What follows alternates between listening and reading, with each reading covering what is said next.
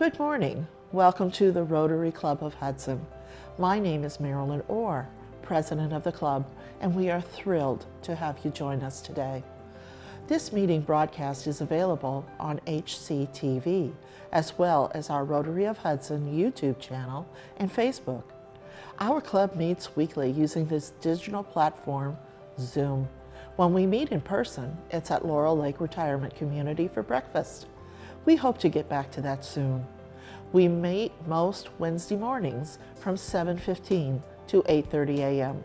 So come out to join us for a meeting. We would love to have you as a guest. To learn more about Rotary, our club, and the impact we are having on our local community and the world, please visit our website, rotaryhudson.org. So enjoy this meeting today and help us share the message that Rotary opens doors of opportunity.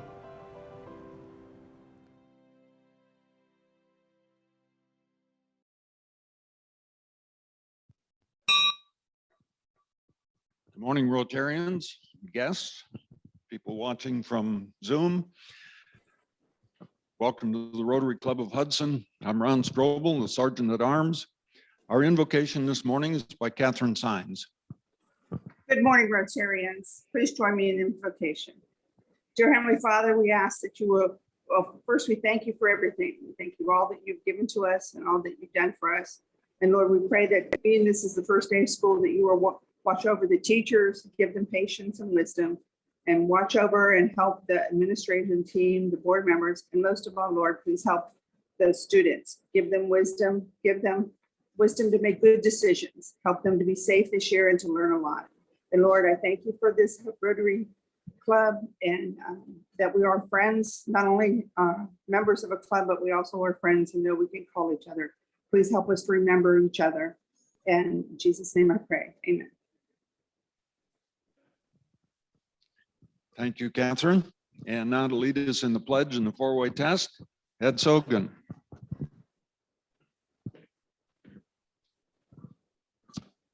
Pledge. I pledge allegiance to the flag of the United States of America and to the republic for which it stands, one nation, under God, indivisible, with liberty and justice for all. In the four-way test, first, is it the truth? Second, is it fair to all concerned? Third, will it build goodwill and better friendships? And fourth, will it be beneficial to all concerned? Just a couple of quick announcements. You may be seated. Thanks for standing for me. Yes. School is starting, as Catherine mentioned, and please watch your speed around the school zones. I can remember years ago when Jerry Reeves was a superintendent, member of the Rotary, as he was speeding between buildings, pulled over and given a ticket for going 35 and a 25. So watch yourself there. In regards to the Labor Day parade, Mr. and Mrs. Claus will be in a 1962 Corvette on the 6th. We are also asking for a couple of volunteers that could help with the staging area. Rhonda Kadish is coordinating the event, and we need somebody there at 8 o'clock until about 10 to make sure everything's lined up properly. So if you can, please let me know if you are available for that. Again, the parade starts at 10 o'clock. Should be a great weekend in regards to a lot of activities. You can look at the website or you look at your Hudson Hub. It has everything listed as far as what is going to be taking place. Thanks. Thank you, Ed. And now our president, Pat Shearer.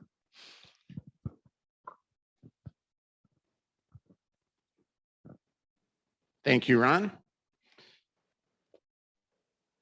Just a couple, I want to do a shout out to Ed Sogan, Marilyn Orr, Terry Bortnick for Saturday being on the pollinator garden for an hour, starting to get keeping our pollinator garden up at Ellsworth Hills in great shape. So as the kids come back to school today, they have a beautiful pollinator garden to be looking at.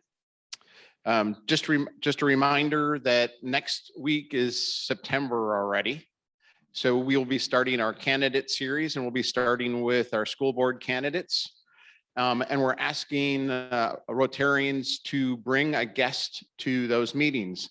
and primarily bring a guest that is a candidate to possibly join Rotary. So if you're interested, we have new member kits that are out at the front desk.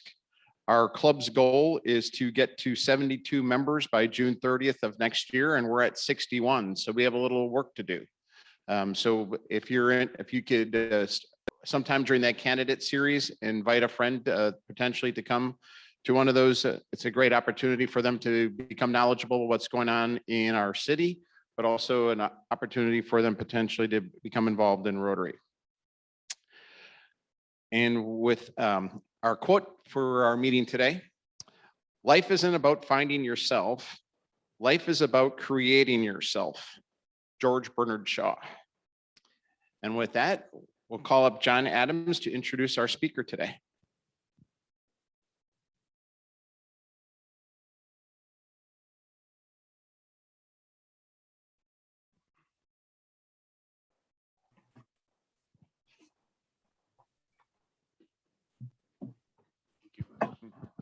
Good morning, Rotarians. It is my honor and excitement to introduce our speaker today. A little bit about vintage Cleveland. It takes a visit to historic Cleveland. It's more than 100 photos review Cleveland in the first half of the 20th century, from the ever-changing downtown to the twists and turns of the Cuyahoga River and to the bridges which bind the city together. It explores the city's former grand hotels and favorite restaurants, its vanished movie theaters, and the supermarkets of the past. A little bit about the bio of our speaker. Greg Deegan is the Community Education Director for University Circle. Prior to that, he taught social studies at Beechwood High School for 21 years. He's the owner of Cleveland Landmarks Press, Inc., and an author of 4 books on Cleveland history. In addition, he has served as Library of Congress Fellow, a Fulbright Exchange teacher in Hungary, and a member of the Facing History and Ourselves National Teacher Leadership Team. Quite impressive. He was named the Sam's Club Teacher of the Year in 2007. Please join me in giving a Rotary welcome to Greg Deegan. Well, thank you very much. I appreciate being here, and I appreciate this organization and the group and the invite. So I have a bunch of photos. I've, in the interest of time, I've sort of reduced some of the photos just to make sure that I know you guys get moving at a sort of specific time. But one of the fun things about being in Cleveland history is being able to talk to so many people about their memories. And I actually, the company was actually founded by my former high school English teacher at St. Ignatius, who had, in 1980, was an incredible writer and loved researching. And he was wondering, because Cleveland was so maligned nationally, wondering what he could do to make a difference. So he wrote in 1980 a 50th anniversary of the Terminal Tower Complex and started the company on its way. Since then, we've produced 44 books on various aspects of the history of Cleveland. But the reason we do it, our tagline is Cleveland Books for Cleveland Memories, because we try to make sure that individuals who are older are passing down stories of what they remember from Cleveland. And so that's what we sort of picture with our books, is imagining someone who's older sharing with someone who's younger, maybe in their family, about those fond memories. So one other thing I'll just throw out too is that, I've been around and spoken to groups or selling books, and some people say, it's not like the way it used to be. And of course, nothing is. And so, but of course, it's so important to know where we've come from.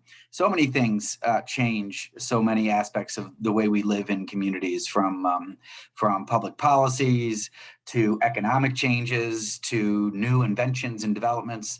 So as we go through this, it is always great to remember how these changes take place. For instance, I used to teach about how, if you look at some of the grand buildings in downtown Cleveland, they're former bank buildings that had these beautiful, stately, columns outside and these beautiful lobbies. And you don't see those much anymore. Today, we have ATM machines, right, that constitute banking. And And of course, the reason is because back then there were no regulations. So the only way that someone could trust that a bank wasn't going anywhere is when architects and banks said, let's make it substantial as a reminder that we're not going anywhere. And so those buildings were built like that for that purpose. If you've ever been in the Terminal Tower portico, as you go into Tower City, you look up and it's incredible detail. And of course, those were low-paid immigrants who did that work. And you won't see that much anymore because we have higher wages today in the US. So all sorts of different things that when you study history, you're sort of reminded. And so we're going to take a little trip to see how the physical changes of Cleveland have emerged. And so I have a bunch of photos. I'm going to share my screen. Hopefully you'll be able to capture at least a sense of the changes. And I'll begin by saying here's a shot of and we're going to take a look at all the different aspects of Cleveland that were mentioned. But if you take a look at just downtown Cleveland, this is basically from Public Square looking northeast, and this is in 1950. And of course, you see the buildings that exist. And then if you do the same shot from just a little later, right, here's the changes that you see. You see towering skyscrapers, you have architectural changes that are significant. And of course, it highlights the massive changes that took place in downtown Cleveland. You have Key Tower on the left, and of course, what is now Huntington, at one time, Ohio, and BP on the right. And actually in the distance, you see the other towers that basically are along East 9th Street, which is sometimes regarded as our financial district in downtown Cleveland. So, but speaking of sort of the downtown area, I wanted to take a look at just the Public Square neighborhood. So this would be where Key Tower is on the right. And of course, you still see the Society for Savings building on the left. That was the original name for Key. But on the right, it's the Chamber of Commerce building that was built in 1899 and stood to 1953. It actually became Western Reserve University, very much connected to Hudson, of course, with Western Reserve College and Western Reserve Academy. It would eventually be raised for a parking lot. And then, of course, it would make room for Key Tower, which is the tallest building in Cleveland. But that was the Chamber of Commerce building for quite a long time. I love these photos. If you guys remember, this is on the western, the northwestern quadrant of Public Square. This is the Mohawk and the Marshall building, Mohawk on the left and the Marshall building on the right. And these two buildings graced Public Square. But the reason I laugh is JT, the guy who founded our company, said, boy, he remembers, he was older. He remembers that for as long as he could remember, there was always a beer or a liquor advertisement in the space between that was multiple stories high there. But actually, those were raised in 1990 in one of the most interesting developments in downtown Cleveland, which is hopefully going to culminate in major change within the next couple of years. This is a shot in 1990, and it's you see that the face of the buildings have been changed, but at the top it says the future home of Ameritrust. Well, if you recall, in the early 1990s, Ameritrust was going to have its headquarters here.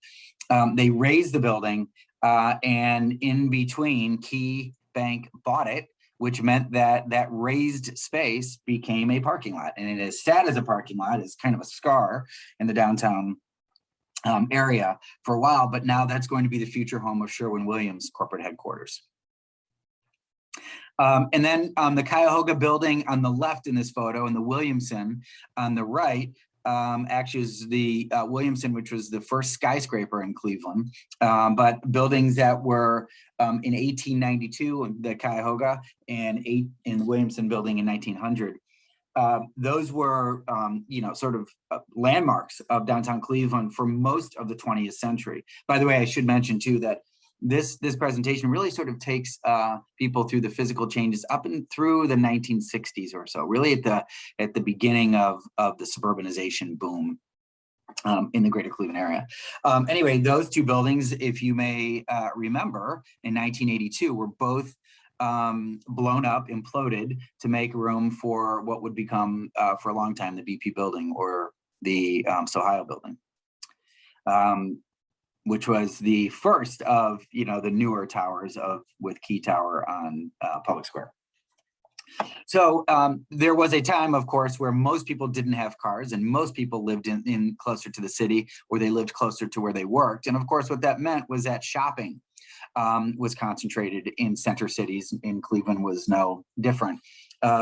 It really is interesting if you even just keep track of how the department stores closed, the timing of them, Taylor's 1961, Bailey's 1962, Sterling 1968, and then Halley's and May's 82 and 92, and Higbee's or Dillard's in 2002. So of course, what that really was many people moving out to the suburbs. And so those department stores followed out there into malls. And so the department stores in downtown Cleveland obviously changed. So this is actually Bailey's in 1910, after a 10-story addition was added to it, to the left. And this would have been at the corner of Prospect and Ontario. This would close in 1962. Made room for the May Company actually parking lot behind that. Then you have Sterling Welch, later Sterling Lindner Davis. That was an important part of the downtown shopping scene. And of course, the holiday tradition. This is actually the 1960 tree, but it was usually a 3-story tree in Sterling Lindner. And that building was demolished in 1968 for, surprise, parking. And by the way, the reason why the city of Cleveland was demolishing all these things for parking in the 60s was to try to compete with the suburban draw of free parking for shopping. So, so that was a major change, right, in terms of just department stores. Today, of course, we have a lot of those department stores being changed over. You probably saw in the last year that May Company is now being called the May, and those are now apartment buildings. Of course, the Higbee building has been changed over into a casino and office buildings and apartments as well. So Cleveland, downtown Cleveland, was once the home of quite a bit of print publication and buildings. This is actually the original Cleveland Press headquarters at East 9th and Rockwell. And this is in 1953, but they would move to East 9th and Lakeside, just north, which would, of course, then be destroyed for what is now, oh gosh, what is the name of that? Erie View. Not Erie View, I'm forgetting the name of it, where Jones Day headquarters is. And that, of course, the Cleveland Press closed in 1982. I am old enough to have been a Cleveland Press delivery boy who was delivering the afternoon papers back when there were 2 daily editions. The Plain Dealer, this is actually at East 6th and Superior in the northwest corner where the Louis Stokes wing is.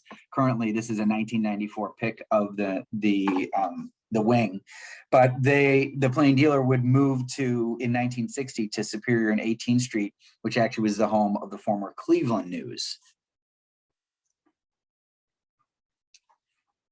So this is the Penton Publishing Building at West 3rd and Lakeside that was actually raised in 1971 to make way for the Cuyahoga County Justice Center. So this is where the jail would be now. But an interesting story about this Penton Publishing Building, that because it was built for that purpose, there were these heavy presses that were throughout, and so there were extra supports, which meant that the building, when they went to raise it, took more time to raise because there was so much greater structure to support those presses. And then you have the Central Armory. We still do have Gray's Armory. By the way, also an indication of how things change. These were largely done, these armories in center cities, before the professionalization of police departments. These would have been sort of like, sort of auxiliary police that were used. While there were some police departments, they were not nearly enough to sort of keep order and everything. So they relied on the armories. This is actually the Central Armory, which is at Lakeside and East 6th on the southwest corner. and it was built in 1893, but it was destroyed in 1965 as a part of the Erie View project. Today, it's the Anthony Celebrezzi Federal Building. So we lost that pretty substantial and very cool looking building in 1965 under the name of quote unquote progress. So these are just some changes of the downtown landscape. And of course, Cleveland is not exactly like in Pittsburgh. My wife is from Pittsburgh, where I think they have many more bridges because they have 3 rivers. But we are a city of bridges, of course, that span the Cuyahoga River. At one time, you probably know that the city of Cleveland was a separate entity from what was called Ohio City. And there is the famous Bridge War of 1845. But really, the questions were substantial in the 19th century over who had the rights to basically the traffic on the river. And these were the ways of commerce, like our highways are today. So these were important questions. So as you could imagine, we've had many bridges that span the Cuyahoga River, and now today, of course, link the east side and the west side.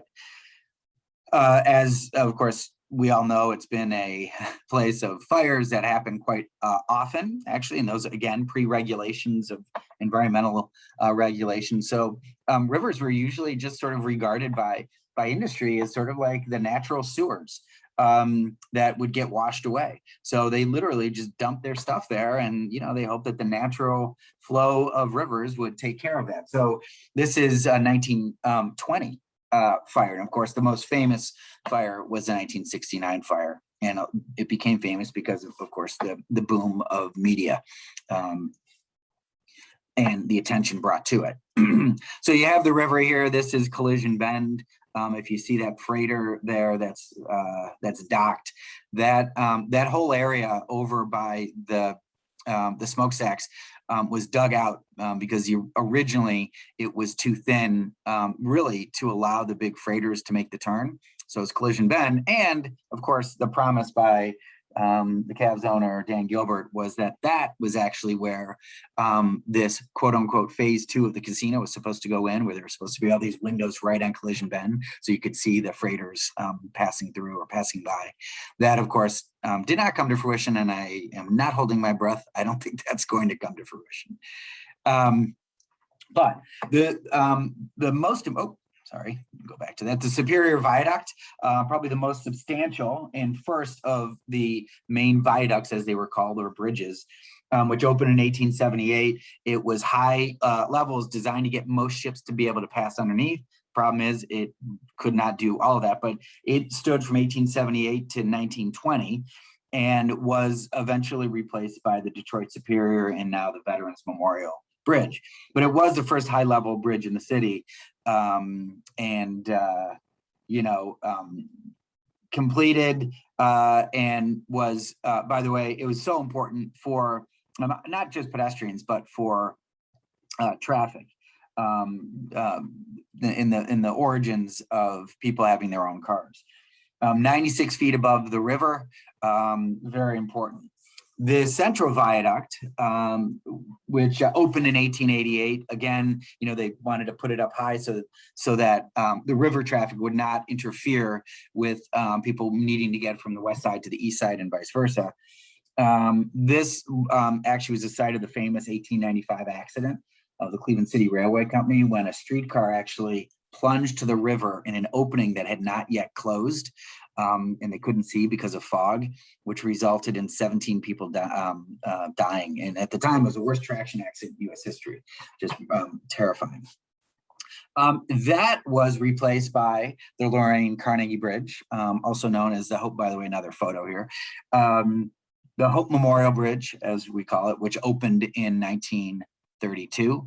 This is actually back to the Detroit Superior Bridge. Sorry, that's out of order. By the way, in the distance, you can see the Terminal Tower project going up. This is 1925. This is actually the Center Street Bridge, which actually has to turn to allow for traffic to get through.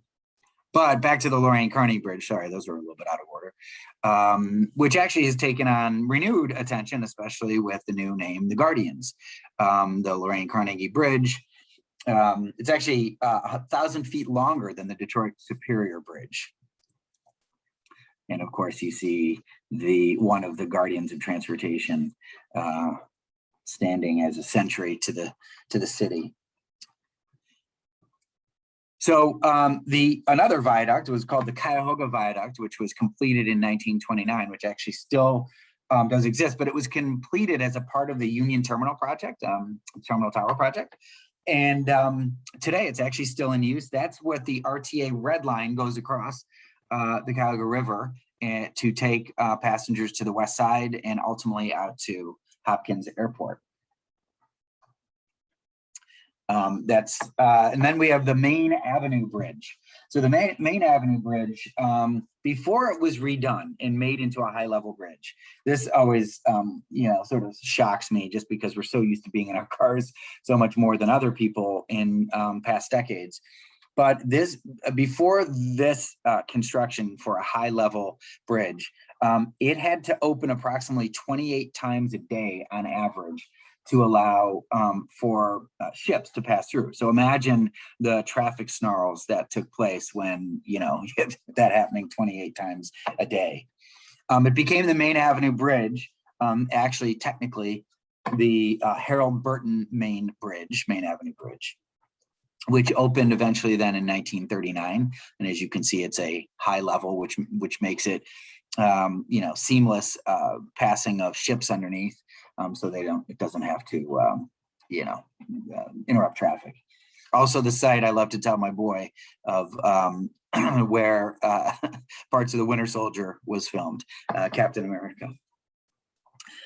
Finally, the Interbelt Bridge, and that's not to say there are not other bridges, of course, the 480 Bridge, et cetera, but the Interbelt Bridge, a cool photo of a train going underneath it. Construction began in 1954.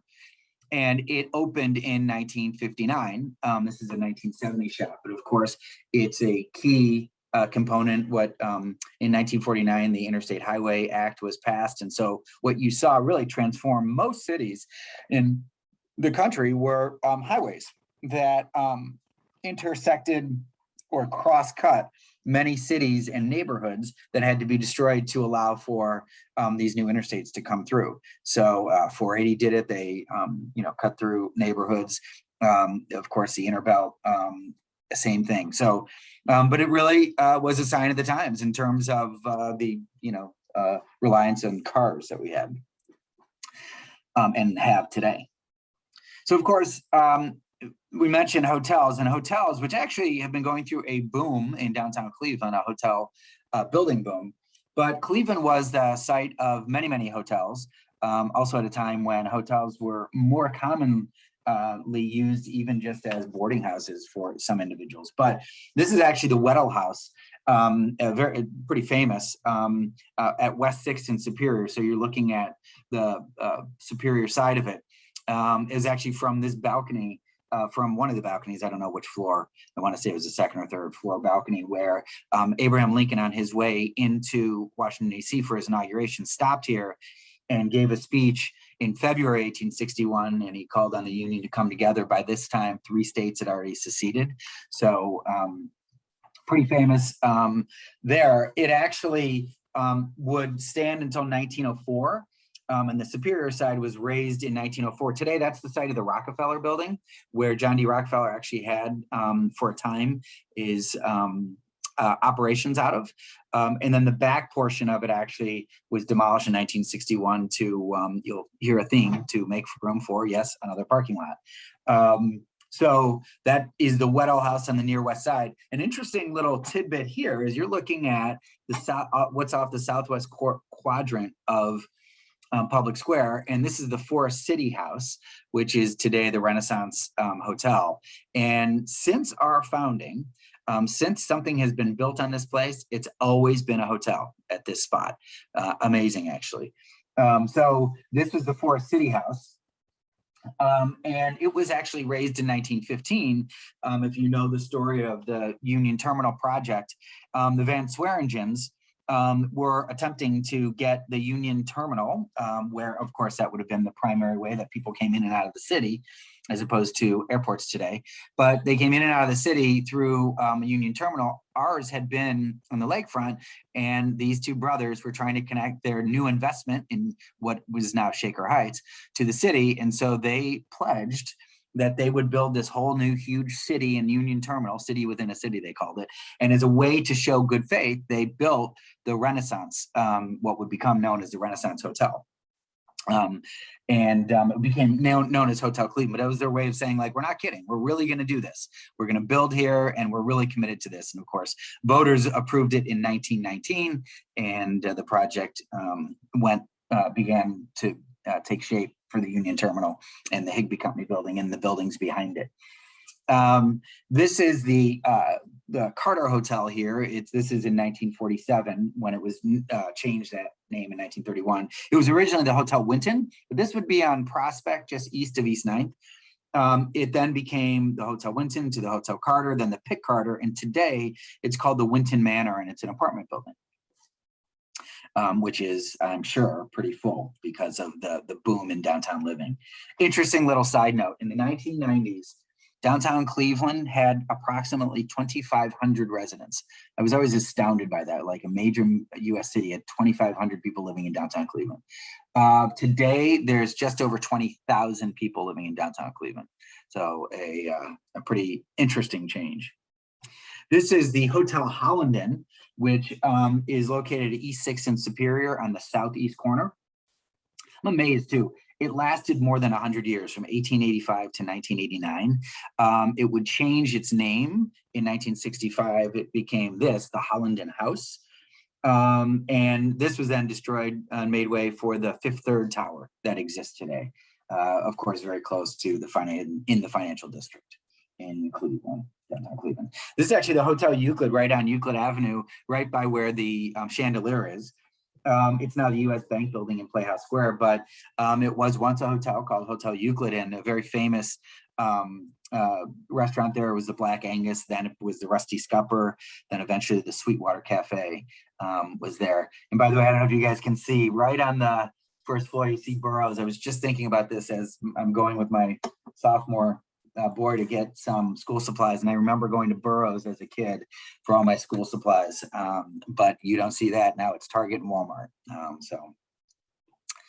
And here's the Hotel Statler at Euclid and 12th Street, which opened in 1912, and there were 1,000 rooms, and the popular Terrace Room restaurant was located in this, and it's changed names numerous times. In 1954, it became the Statler Hinton. Then in 73, the Cleveland Plaza.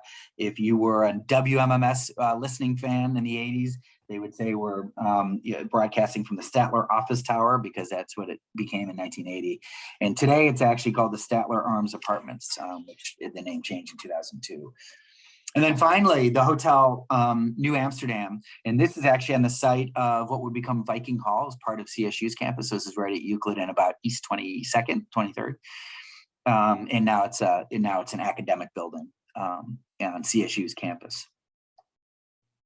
So wanted to take a look at some restaurants, grocery stores, and theaters where people gathered. And one of the most interesting things about these restaurants is how long they were around. And I think a lot of it had to do with people living so close to those restaurants and walking to them automobile era in particular. But so for instance, this Forum Cafeteria lasted from 1931 to 1983. So you're talking 50 some years and a cafeteria style. And you have the Mills, which was located at 3rd, basically in Euclid, just west of the popular East 4th area.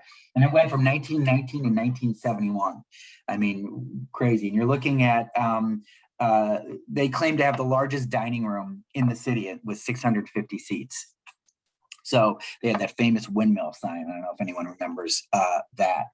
Jim's Steakhouse on Scranton Road at Collision Bend lasted 47 years, from 1930 to 1997. Wait, that's not 40, that's 67. That's why I was taught social studies, not math. Clark's Restaurant for 31 years, from 35 to 66, 20 restaurants around Northeast Ohio, and residents said, you know, what do you remember their famous apple pie? Which it predated me. I was born in 1970. But by the way, I will tell you that the impetus behind this book was that in going around and speaking, many Clevelanders would say, oh, do you remember this? Do you remember this? Do you remember this? And we started jotting down you know, names of restaurants and whatnot that people sort of recalled fondly. And that's what helped to shape this book. This is Cornman's, which was at 9th Street in Vincent. And so, you know, sort of a pretty popular area around Short Vincent and East 9th, along with Pat Joyce's Tavern. They were both raised in 1967. Oop, that's out of order. That's the Black Angus at the old, in Playhouse Square. But this is Cornman's, and then Pat Joyce's, whoa, where's Pat Joyce? There's Pat Joyce, Pat Joyce's Tavern. In 1967, that was raised for the Central National Bank building. But we'll go back. Stouffer's started as restaurants. Of course, we think of them as the frozen food, but there were 2 restaurants, one at 7th and Euclid and one in Playhouse Square, which is today the Idea Stream building. And very famous, a theatrical. We actually produced a book about the history of Short Vincent, and it's been sold out for some time, and I really have to reprint because most people are like, oh my God, we have to, you know, that many people have a lot of memories associated with Short Vincent. But it lasted from 37 to 1990, and it was gutted by fire in 1960, and this is the rebuilt version. Or no, I'm sorry, this is just before the fire, take that back. And by the way, I highlight this because this is Manners on Mayfield. This is an example of how dining changed, right? People going into cars, with car hops, and of course it would produce drive-throughs that we have today. In terms of grocery stores, I love the fascinating history of sort of grocery stores. You know, for many Jewish immigrants and Italian immigrants, it was common for them to get food, especially produce, and put them on push carts and then take them into the neighborhoods right around downtown Cleveland. And so they would go to the Sheriff Street Market or the Central Market, the Eagle Street Market. These are all kind of near East 4th Street. And they would buy a bunch of food from there, and then they would take them into the neighborhoods as a convenience. And of course it would be marked up, but it would be much easier than having to go into those central markets. The history of markets is in itself really fascinating, but a lot of family owned markets, which of course has changed. Right now we have, you know, big corporate markets, and that's a result of economic realities. I love this picture though, Pecorex. And this is, I believe, in Maple Heights, but you see this little bike outside. It seems, you know, these little family outfits, it seems like someone must have told their kid to go to the market and get a few fresh things for the day. So I just love that photo. But today, you know, we have locally owned grocery stores in the city of Cleveland. We have Dave's, we have Constantino's, we have Sapel's, we have Heinen's. And so those are really a legacy of like these family owned grocery stores. You have Fisher's, which was actually the largest in the area, and it lasted from 1907 to 65. And that would become Fazio's. This is Fisher Foods in Shaker Square. So that would become Fazio's. And you have, there's another, this is at Lee and Silsby, so in the Heights. This is on Fulton. So of course, where you're seeing the location of the food, right, is out in the suburbs where so many people had moved. This is at Harvard Lee. This is Pick and Pay, which was a very popular store. It started in 1925. It would eventually become Finest and then Tops. And Tops, I believe, is gone from Northeast Ohio now. I think it left in the 90s. You have Stop and Shop. This is actually one in Brecksville in 1965. But Stop and Shop ended in 1998, and it would become Giant Eagle, which is a Pittsburgh-owned company. At its height, it had 34 stores, but it was owned by the Rini-Rigo families as well. So again, very closely connected to families. One other side note too is my wife is from Giant Eagle, and if you when there were video stores where you'd go and rent DVDs or VCR tapes, they had Eagle Video, and that's because of the Pittsburgh accent where they talk about going to John Eggle. And so they were sort of making fun of that. So most people in Cleveland are like, what's Eggle Video? What the heck is that? Anyway, and then of course, there was also Huff and Huff Bakeries, which closed in 1992. So many people remember fondly their baked goods. Finally, we actually skipped over some of the theaters, but just in the interest of time. But you should just know that for a time, in 1950, between Public Square and Playhouse Square, there were 10 theaters that people would have seen shows, movies that would have emerged, or live entertainment. So, it was along Euclid Avenue that people went to be entertained. And of course, in the early days, pre-TV, that's where they got their news. That's where they gathered. And of course, if you don't know the story, Playhouse Square is really saved by a Cleveland public school teacher who saved all those theaters. Literally, wrecking balls were actually gassed up and ready to start the demolition when they were able to legally halt that. They were going to be destroyed for parking lots, again, to compete with the suburban draw. Luckily, those were saved.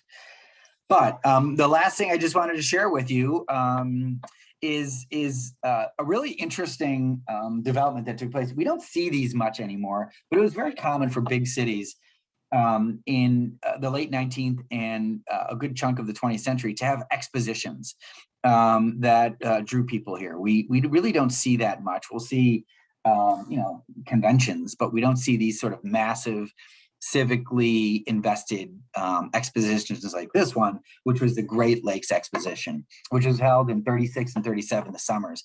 And it was in the height of the Great Depression. And it was actually done for the 100th anniversary of the incorporation of the city of Cleveland in 1836. But it was also told the story of Cleveland as an important city within, I should say, the Great Lakes region and its economic might. And so it was just absolutely huge. It took up 135 acres, all the ways that stretched from West 3rd, amazingly, all the way to East 20th Streets. And a lot of the center part of it was focused on the lakefront and around the mall. So you can see the shell, that's the Sherwin-Williams band shell right there, right on what is Mall A.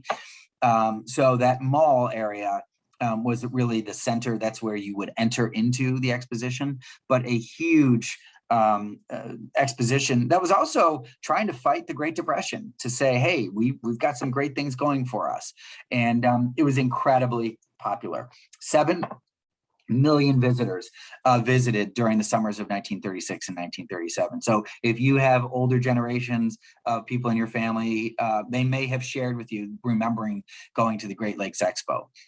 It was pretty incredible. And so, here's another shot at just the expanse of it looking northward. Again, you can see the sort of the band shell of Sherwin-Williams band shell. But interestingly enough, it was right next to, and of course, where the Rock and Roll Hall of Fame, the Great Lakes Science Center is. But there was this whole area built where you had the automotive building and the Hall of Progress that are just beyond where you can see the old Cleveland Municipal Stadium. So those are the two buildings. To the left, or to the north of the stadium, were the Donald Gray Gardens, which actually, the stadium was built on filler anyway, but those were created for the expo. And those are the last things that actually remained up until the raising of the old Cleveland Municipal Stadium. There were still gardens there. Up until the late 1990s. And just to the east of that was this Marine Theater that in 1936, it was called the Marine Theater. In 37, it was called Billy Rose's Aquacade. And it actually featured Johnny Westmuller as a diver and swimmer, who of course was famous because of his role in the Tarzan movies. Huge draw, so they can enjoy there, the Marine Theater. This would have been streets of, this was the main drag, I should say, the Midway. See how incredibly popular it was. You can see a Ferris wheel in the distance. Also really interesting, within Streets of the World, they had this little area where in each plate, like each of the buildings were like, oh, it's like a French cafe, or this is a pagoda in China. Like they had all these different ethnicities represented there, and there happened to be a stage in the middle of it, so people could see performances that were sort of honoring the different ethnicities around the world. So you see a crowd watching an infantry troop here, and there was actually there was a wall, what is it called? A court of presidents. So there was actually a bridge that went over basically railroad tracks, in which there was they were what do you call them? Statues of presidents who were 16 that were born or elected from the Great Lakes states. So these were all great examples of the different ways that we gathered, the different ways that the city supported certain civic activities, and the different ways in which we lived in relation to where we worked and where we were entertained and where we shopped.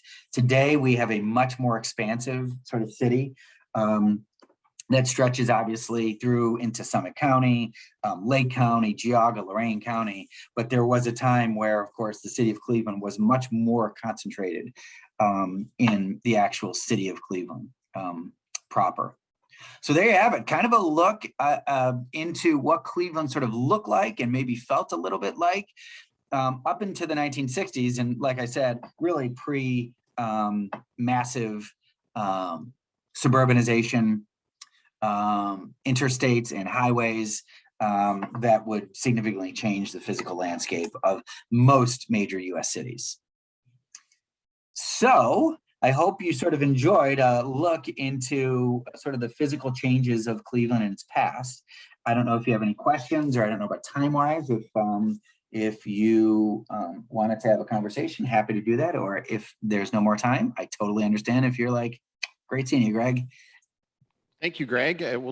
Any questions, Bill?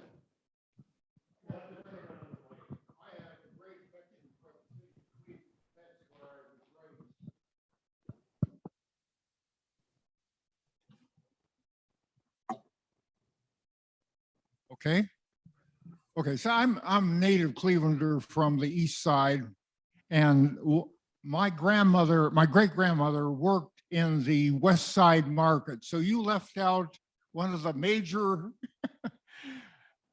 eating spots in the city. And also you missed out on one of our own members working for Heinen's. And then because I worked in banking in Cleveland for most of my life, you missed Cleveland Trust and Central National Bank. Yeah. Right, and National City Bank. Thank you. Yeah. So actually, to answer your question about that, so this book is actually called Vintage Cleveland 2. And this was a follow-up because all those things are actually covered in our first Vintage Cleveland 1, which has since sold out.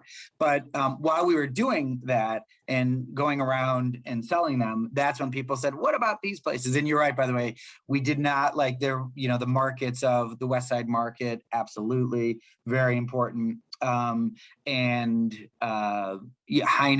which of course has been changed over obviously from a bank to a grocery store. And also very cool, you have a family-owned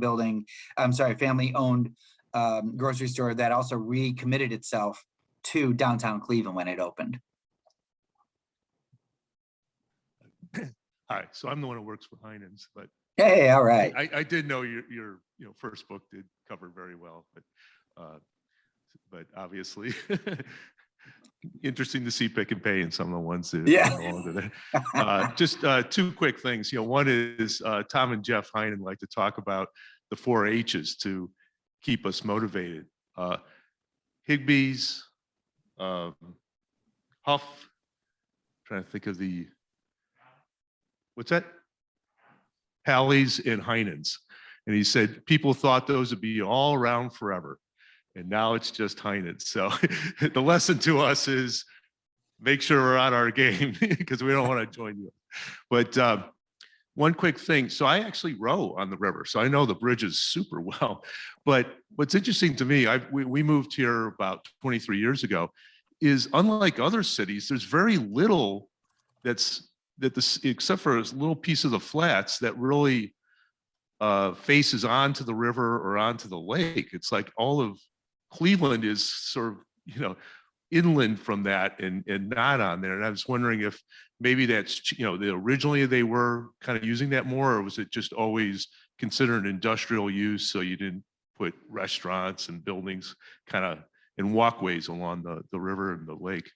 So that's a great question. And first of all, I love that those 4 H's. That I think is great. I love the historical reminders. It reminds me of like the Higbees and the May Company. Like that was back then. That was like that was a fight to get shoppers, right? And they kept increasing the number of floors and improving their window displays. So, you know, like the market forces for certain things can come and go, and you think that they're around forever. And so I really appreciate that very much. And in terms of having the use, yes, is the answer to the question about were they largely along the river left for industry? It was, because that was where goods and raw materials were being transported. So being a bit away from they were so industrial, they were working places, so that oftentimes you wouldn't have had that as much. So now that's changed. Right now, those are places where we recreate and we hang out because there isn't as much of that going on, or the stuff that does go on in Cleveland is a little bit more upriver.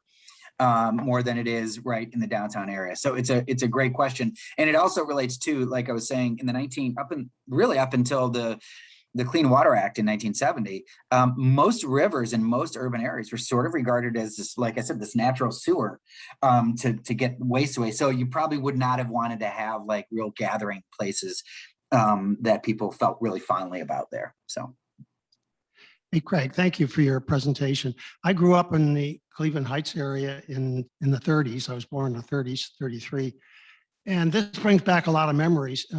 And one of the problems that Cleveland had in tearing down a lot of the buildings in Cleveland, they created a lot of refuse.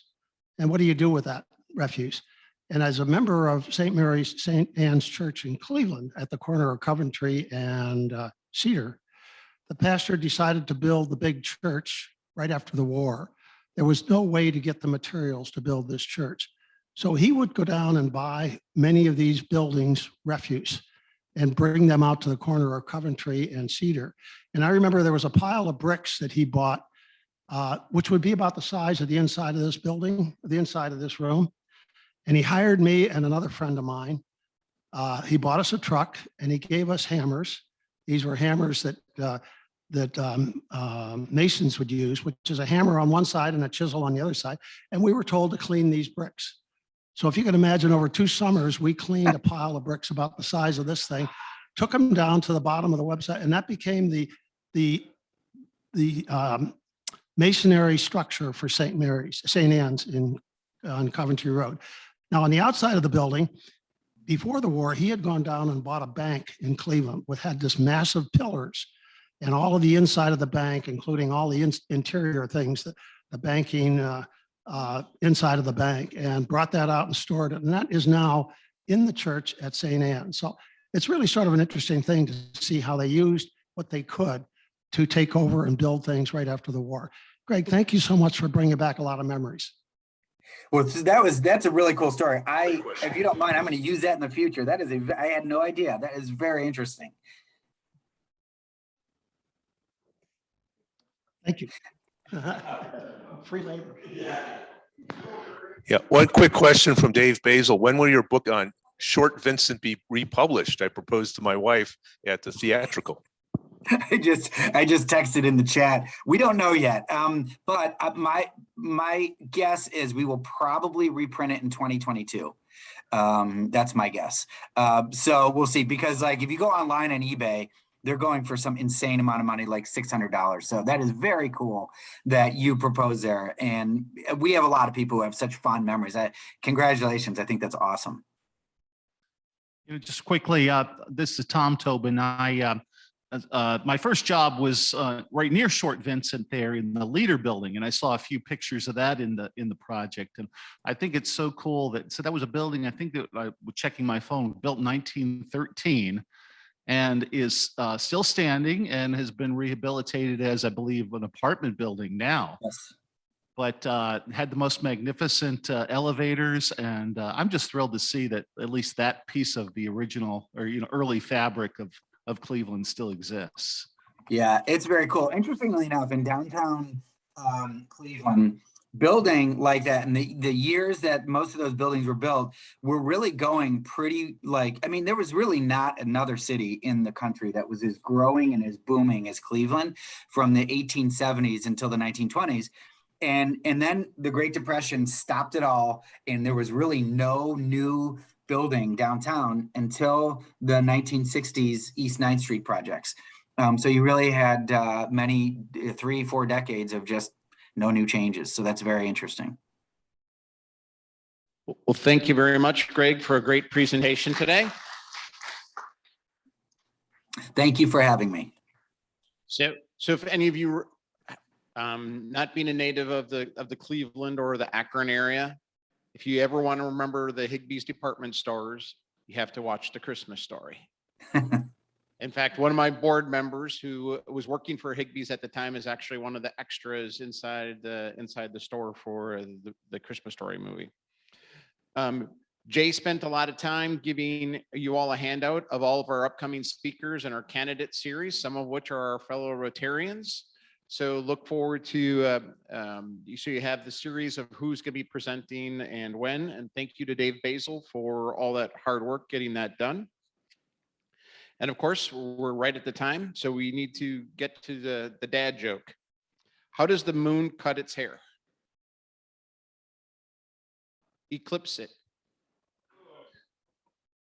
And, oh, the drawing, we got to do our drawing. Oh yes, thank you, James. We'll let you pull the ticket, since how you said you don't have a ticket. 716-437, 716-437. Marilyn, donate it back. You want to pick the marble? Let James pull the marble.